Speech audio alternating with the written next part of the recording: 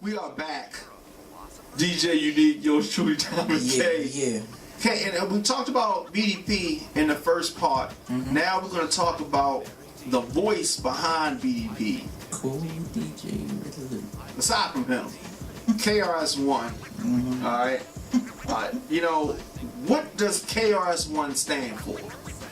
Knowledge reigns supreme over nearly everyone. Okay, I thought I was going to catch you there. All right, so you knew that. Come on now. All right. You know, also he's called the teacher. Okay. And we talked about the change that happened. Right. The change that happened after the death of, I'm assuming, his best friend, Scholar Rock.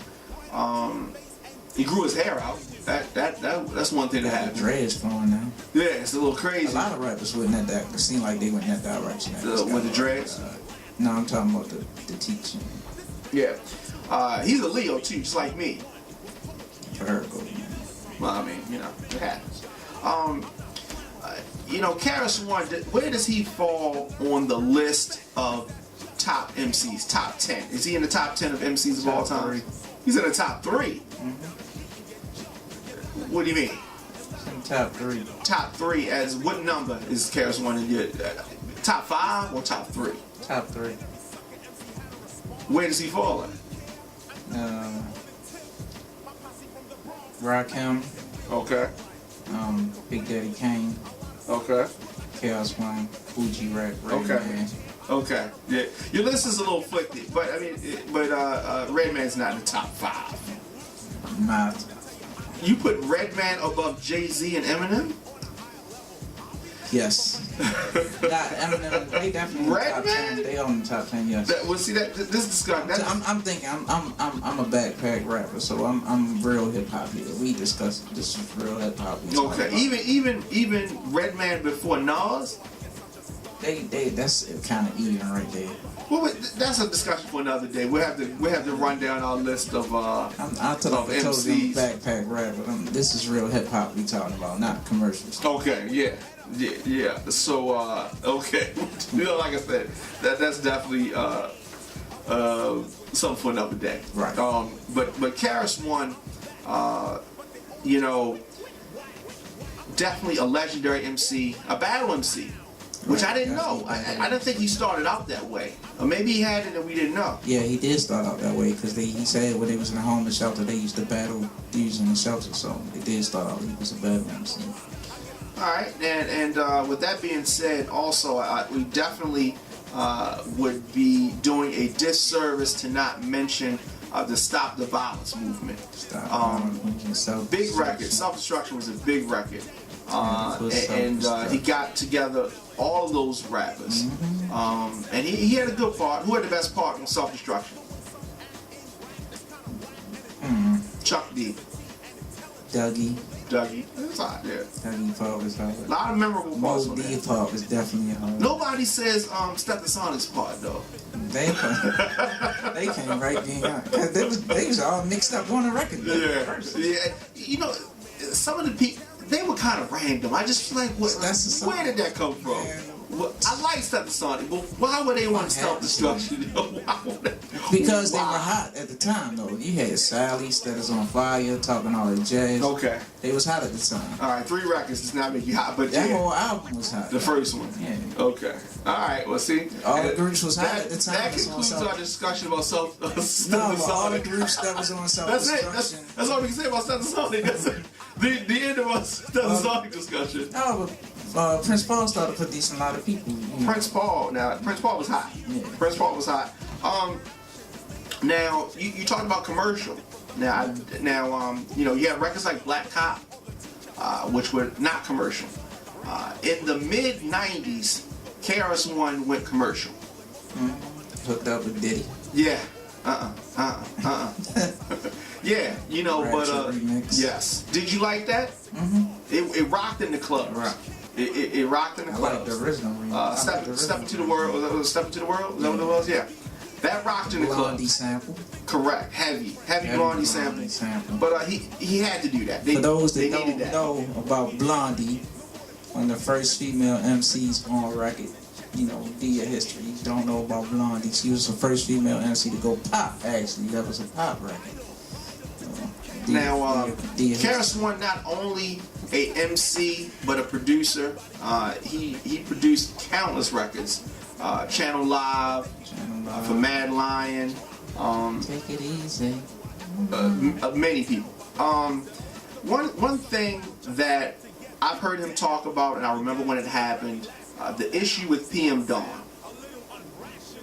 Very funny to you, right? Have you heard him talk about this? Yeah, but come on now, PM Dawn, baby, you send me, they was like some old. Yeah, I mean, they was in the Daisy days with a lot of soul. It's all good. It's all good, but it was a part of the Daisy age. What was funny about it is that he said that PM Dawn had some words to say about him. You know what I mean? Really? Yeah, he said I that. Remember that, but that PM Dawn, right? PM Dawn said some words about him.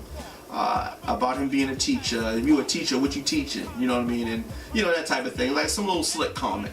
And he happened to be doing a show in New York, right? Like this, that, and so KRS One said that he wanted to battle him. And so, he was on stage. He came there. He came to the venue with his crew. PM Dawn had his crew on the stage. Medallions. He had his crew on the stage. KRS One said he jumped on the stage because he wanted to battle. And he said that, but when he jumped on the stage, his crew stood. He was a singer. Yeah, but he had a crew though. He was just singing to get the money. He was still from the hood. That was just his way out. That was just his way out the hood. But he said that when he jumped on the stage, PM Dawn's crew stepped up. So then KRS One said, oh, y'all want to do this, right? So he said then his crew stepped up.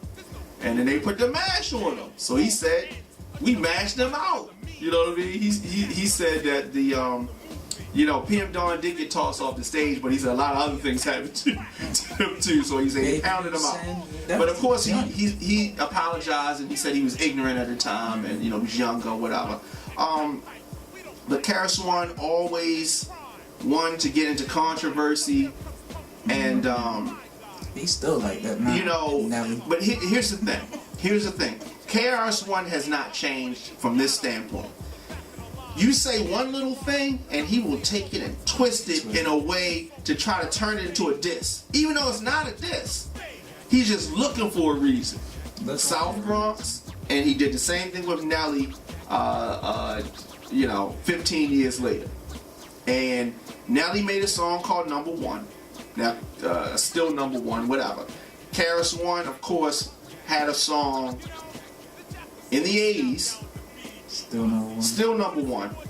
And maybe you can take that as a remake, but it wasn't a diss.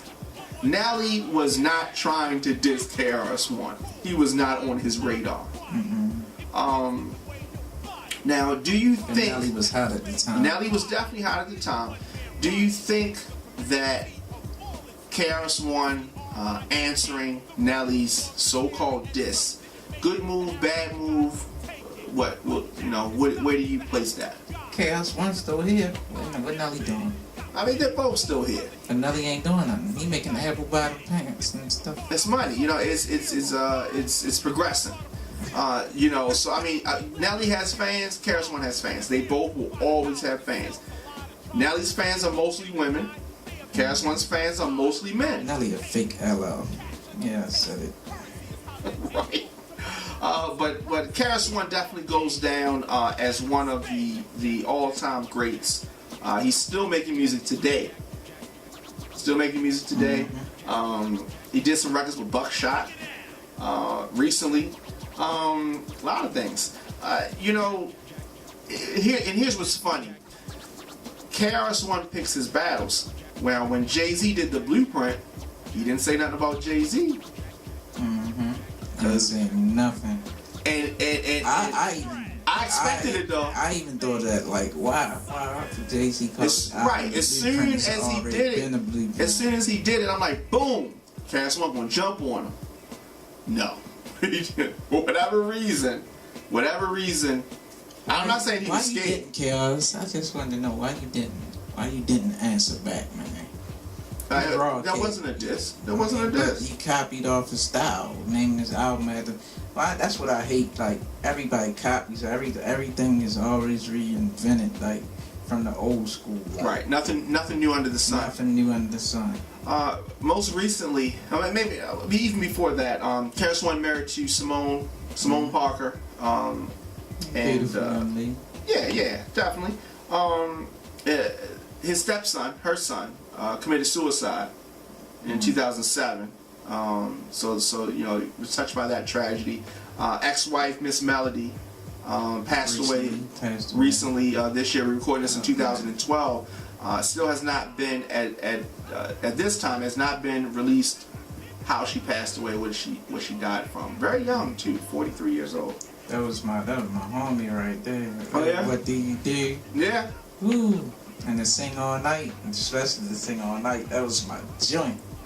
Yeah. But the What Do You Do was classic. But they always, when they posted about that, they always said that Live on Stage was her biggest hit. This, that, the other. Yeah, I mean, as far as sales, that was her biggest hit.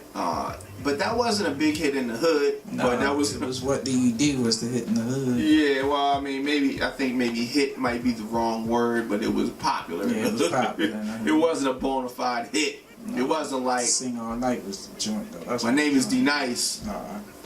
Yeah, well, you know, definitely. But KRS One, BDP, classic group, definitely one of the all-time greats. I know all time greats. Don't keep it